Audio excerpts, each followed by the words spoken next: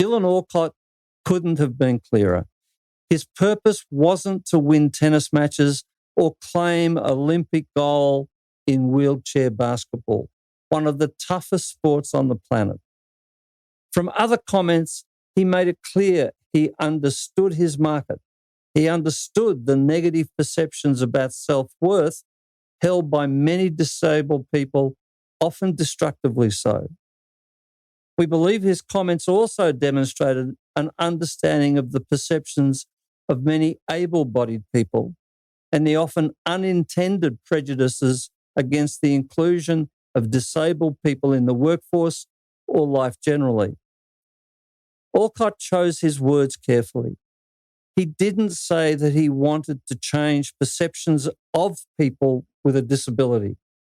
That could be misinterpreted as being the existing perceptions of able-bodied people or the opposite, that he was focused on disabled people.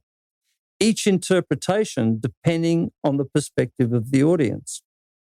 Instead, Alcott embraced both the able-bodied and the disabled with the word so, to change perceptions so, thereby acknowledging the need to change perceptions on both sides, to emphasize his point that physical differences do not and should not determine the sharing of the same space and opportunities. To change perceptions so that people with a disability could live the lives they deserve to live. It then becomes clear how Alcott intends to achieve his purpose, the steps he needed to take to change perceptions and to shift potentially long-held convictions or beliefs. Read Dylan Alcott's bio and you will immediately see the answers. They are transparent. They stand out like the proverbial. His purpose isn't to win tennis matches, yet that is what he has done in spades. He could just as easily have said, my purpose wasn't to make people laugh or listen, but he's done plenty of that in his life. The way we see it, the first step Alcott took was to develop a profile. Second step, build that profile without any indication or concession that he might be stepping outside his comfort zone, or perhaps the comfort zone of many disabled people, or, more to the point, the perceived comfort zone of people with a disability. Sit up and be seen could well be his catch cry, delivered in his inimitable self-deprecating way.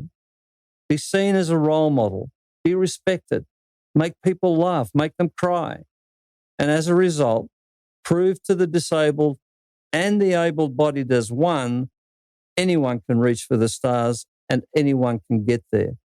The limitation is not the wheelchair, but the confidence and belief to reach out. Importantly, and as was so clearly articulated by Dylan Alcott, the rule of purpose doesn't only apply to business.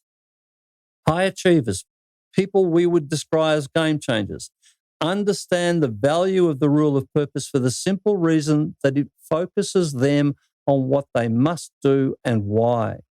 The rule of purpose sees no difference between Dylan Alcott and a business, with perhaps one exception. Alcott didn't call the people whose perceptions he was trying to change customers. In fact, the descriptor is irrelevant. What is relevant is that to achieve the desired outcome, the perceptions that need to change are not Alcott's or the business managers, but those that exist outside of their life. The same applies to you and your business.